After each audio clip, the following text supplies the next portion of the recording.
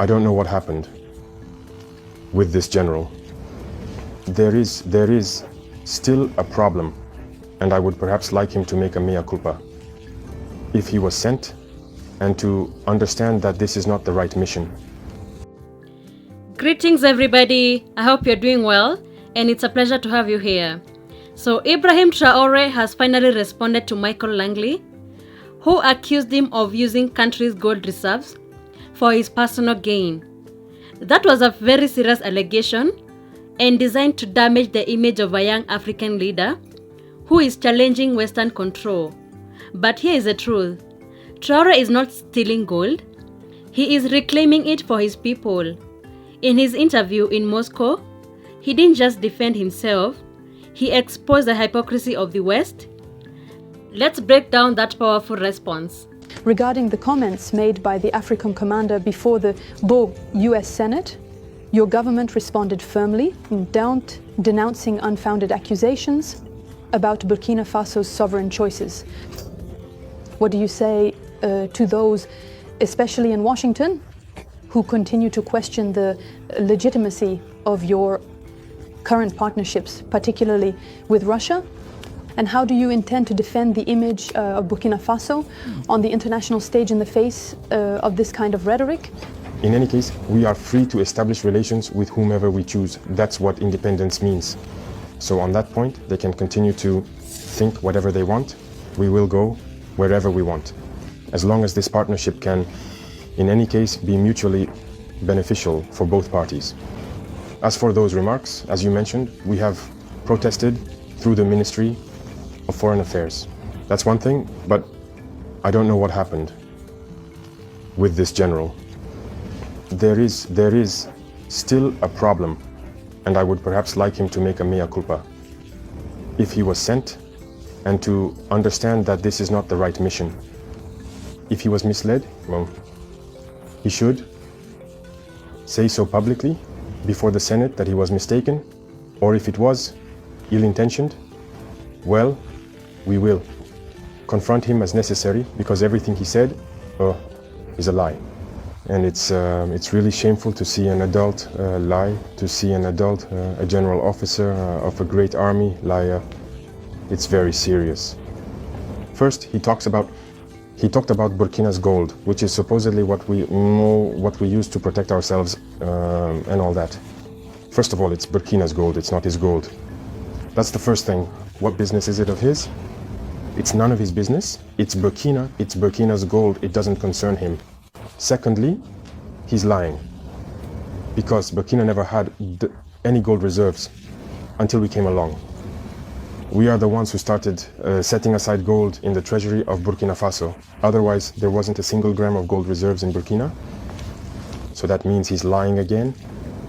Another thing, when he says we're using it to protect ourselves and all that, we're free to do so. If the people have decided that we should govern, we have the duty to protect ourselves, so we're free. What business is it of his?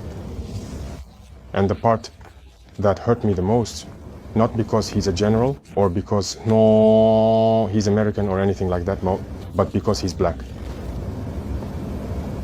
It really hurts to see a black man being used to fight against another black man. And this didn't just start now. It needs to stop.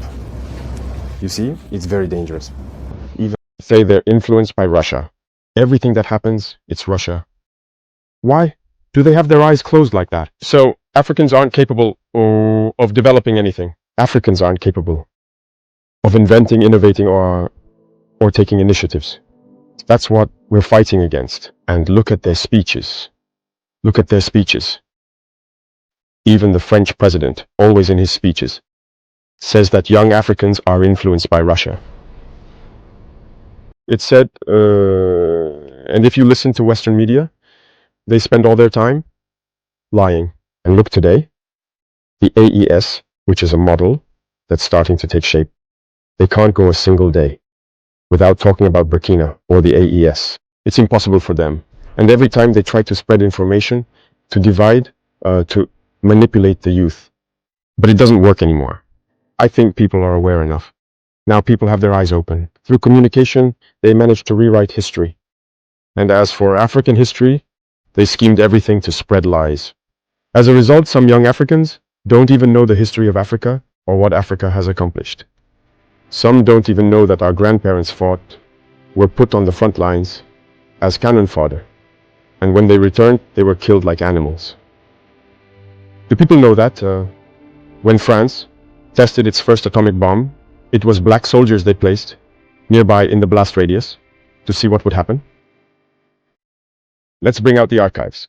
Everything they've used against Africa is terrible. So all of this needs to be communicated so that young Africans understand, because there are still many who are asleep and continue to speak on behalf of the imperialists. Whatever they're told to say, they do it. Maybe it's because, well, they're given something, I don't know. But Africans need to understand their history and wake up. So that's our fight as well. My biggest regret is having spent a good part of my youth listening to radio stations like RFI and France 24. I've been in countries where those radio stations were shut down. But we would use apps to record their news broadcasts so we could listen. But at some point, something clicked.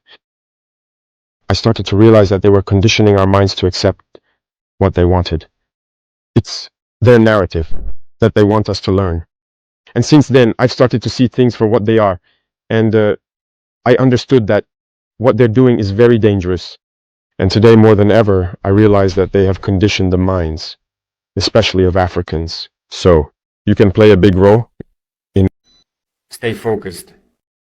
Imperialism continues its actions, but divide and rule must not work on us anymore. You should have understood everything. Stay focused. The struggle continues. And the struggle will always continue until the final victory, which we will celebrate one day when it is homeland or death. We will enter. Thank you very much. That was indeed a very powerful message from our beloved captain. Traoré did not mince his words. He spoke as a revolutionary, not a puppet. His response to General Langley was a declaration that Africa will no longer beg for respect, it will demand it. Whether the West is ready or not, the African youth are awake. The leaders like Traoré are just the beginning. The winds of liberation are blowing across the continent, and this time, they won't be silenced. Thank you so much for tuning into today's video. If you found value in what we shared, don't forget to hit that subscribe button and turn on notifications so you never miss an update. Your support really means a lot, and it helps us keep bringing you more insightful content. Thanks again, and see you in the next one.